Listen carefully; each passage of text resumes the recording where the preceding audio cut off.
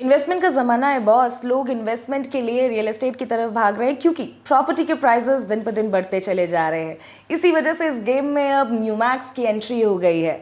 न्यूमैक्स की अगर मैं बात करूं तो ओमैक्स के को फाउंडर सुनील गोयल जी का मेगा रियल एस्टेट ग्रुप है जो कि अब लग्जरी टाउनशिप प्रोजेक्ट्स के साथ मार्केट में एंटर कर चुका है।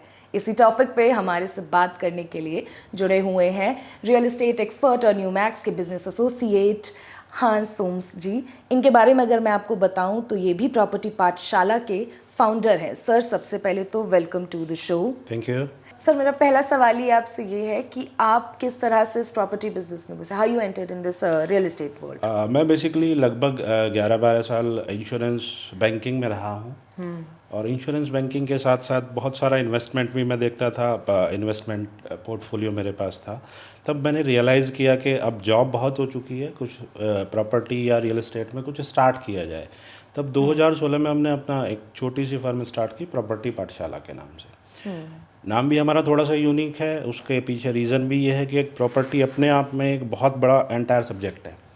तो उसके लिए हम लोगों ने स्टार्ट किया प्रॉपर्टी पाठशाला, जिसमें मैं, दीपक तोमर जी और सुमित शर्मा जी हमारे को फाउंडर हैं। वहाँ से हमारी ये जर्नी स्टार्ट हुई है। अच्छा जी जी। और उसके बाद आपको सर कितने साल हो गए हैं बिजनेस में? लगभग 8-9 साल हमें हो चुके हैं इस सेगमेंट में। अगर बात करते हैं रियल एस्टेट की, अगर हम बात करते हैं 8-9 साल के आसपास हमें हो चुके हैं। विच इज़ मतलब बड़ा समय है, छोटा समय नहीं है। हाँ, तो सर, मेरा सवाल आपसे ये है, लोग जब भी इन्वेस्टमेंट के बारे में सोचते हैं या उन लोगों को लगता है कि अब इन्वेस्ट करना चाहिए, तो आजकल तो मार्केट में कई सोर्सेज हैं हमारे पास, आपके पास कई ऑप्शंस हैं। आप क्रिप्टो में इन्वेस्ट कर सकते हैं, आप स्टॉक में इन्वेस्ट कर सकते हैं, म्यूचुअल फंड्स में कर सकते हैं, गोल्ड में कर सकते हैं। आप लोगों को रियल एस्टेट में इन्वेस्ट करने की क्यों राय देंगे? बेसिकली अगर देखिए, मैं इन्वेस्टमेंट बैंकर भी रहा हूँ ICICI बैंक में। तो अगर हम ग्रोथ की बात करते हैं तो जो ग्रोथ हमारी रियल एस्टेट में आती है, तो हमारी बैंक FD, इंश्योरेंस या म्यूचुअल फंड या स्टॉक्स में, वो ग्रोथ हमारी उस समय पर नहीं आ पाती है जितना हम रियल एस्टेट से ग्रोथ कर सकते हैं। इसलिए बेसिकली हम लोग एक अलग कॉन्सेप्ट लेके आए हैं। अच्छा सर, अगर मेरा आपसे सवाल है कि अगर आज मैं 40 लाख रुपए इन्वेस्ट कर देती हूँ रियल एस्टेट में, तो आपको क्या लगता है कि मुझे रिटर्न कितना मिलेगा और कितने समय में? 1 साल का मैं आपको टाइम फ्रेम दे रही हूँ। डिपेंड करता है हमारी लोकेशन क्या है, डिपेंड करता है। चलिए, मैंने दिल्ली NCR दे दिया और उसको रिफाइंड कर दिया। नहीं, दिल्ली NCR में करेंगे तो नहीं आएगी, नहीं आएगी क्योंकि मार्केट ऑलरेडी ग्रो कर चुका है यहाँ का। अच्छा। अगर मैं बात करता हूँ वेस्ट यूपी में, जिसमें मेरठ, मुजफ्फरनगर, सहारनपुर, देहरादून, यहाँ की अगर हम बात करते हैं, ये काफ़ी हैंडसम अमाउंट है। आपने जो मेरे को बताया 40 लाख रुपए, वहाँ हम इन्वेस्ट करते हैं, तो जो यहाँ ग्रोथ हमारी आएगी उसके मुकाबले 2x ग्रोथ वहाँ पे आएगी। अच्छा, तो depending upon the developing location होता है यहाँ पे। Depending upon location, depending upon builder, depending upon city. अच्छा, तो आपने अभी मुजफ्फरनगर का भी नाम लिया और उससे मुझे याद आया कि आपका और न्यूमैक्स का वहाँ पे एक प्रोजेक्ट है। बिल्कुल। न्यूमैक्स का दिल्ली से देहरादून के हाईवे पे प्राइम लोकेशन यानी मुजफ्फरनगर में आपका 100 एकर्स का टाउनशिप प्रोजेक्ट चल रहा है। सर, मुझे ये जानना है कि आपका उस टाउनशिप प्रोजेक्ट को लेकर के क्या नज़रिया है? अगर मैं एंटायर यूपी की बात करता हूँ, तो एंटायर यूपी में एक हमारा 2 जिले हैं हमारे पास, नोएडा और गाजियाबाद। अच्छा। पिछली जितनी भी सरकारें रही हैं, डेवलपमेंट यहीं रहा है।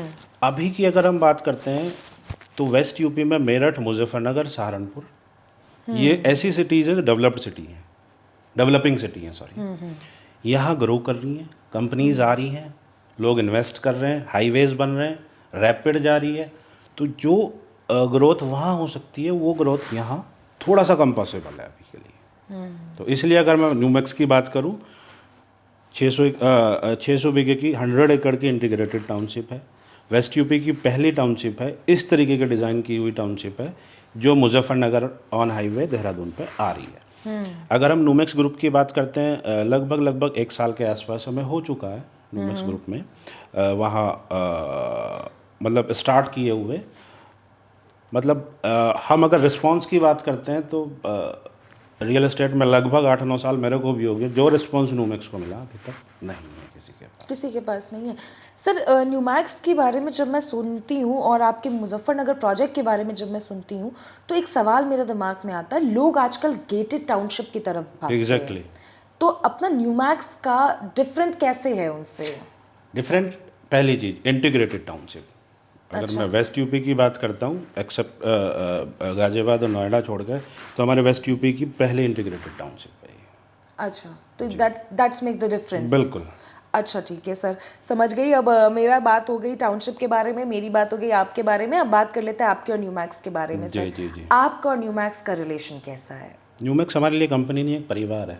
परिवार है? बिल्कुल बिकॉज सुनील गोयल सर से बिल्कुल आप सर, काफी क्लोज अभिभावक हैं हमारे वो। ऐसा लगता है कि हम अगर उनसे बात भी करते हैं तो ऐसा लगता है कि किसी अपने घर के बड़े से बात कर रहे हैं।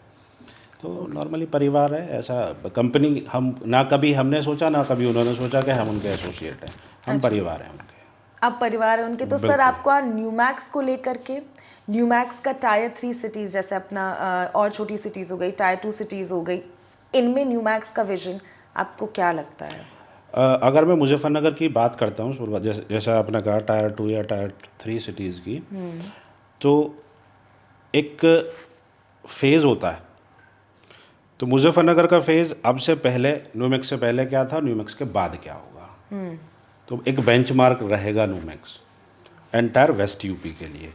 अभी जैसे न्यूमेक्स मुजफ्फरनगर में अपना दूसरा प्रोजेक्ट भी आ चुका है, तो वहाँ का जो रिस्पांस है, वहाँ की जो मतलब लोग बाग एक्सेप्ट कर रहे हैं हम लोगों को, उसमें हमारा मेरठ का भी लोग इन्वेस्ट कर रहे हैं, मुजफ्फरनगर के भी इन्वेस्ट कर रहे हैं, इवन दिल्ली और यहाँ के भी इन्वेस्ट कर रहे हैं। तो एक चीज़ कह सकते हैं कि एक फ़ेज़ है। एक फ़ेज़ के बाद न्यूमेक्स के बाद पहला फेज़ था, अब न्यूमेक्स के बाद नया फेज़ आएगा। अब जो प्लेयर्स आएंगे उनके लिए न्यूमेक्स एक बेंचमार्क रहेगा। अच्छा जी। तो आपने अभी बोल दिया अब जो प्लेयर्स आएंगे उनके लिए न्यूमैक्स एक बेंचमार्क रहेगा। तो जो लोग आपको देख रहे हैं आप उनको क्या कहना चाहेंगे, एक एडवाइस? एक एडवाइस सिर्फ ये है, प्रॉपर्टी के लिए वेट मत करो, प्रॉपर्टी लो और वेट करो। प्रॉपर्टी लो और वेट करो, ये बहुत बड़ी बात आपने कह दी है कि इन्वेस्टमेंट करके छोड़ दो, भूल जाओ कि इन्वेस्टमेंट है। Thank you so much sir, आपसे बात करके बहुत सारी जानकारी मिली और अच्छा लगा। Thank you so much. Thank you.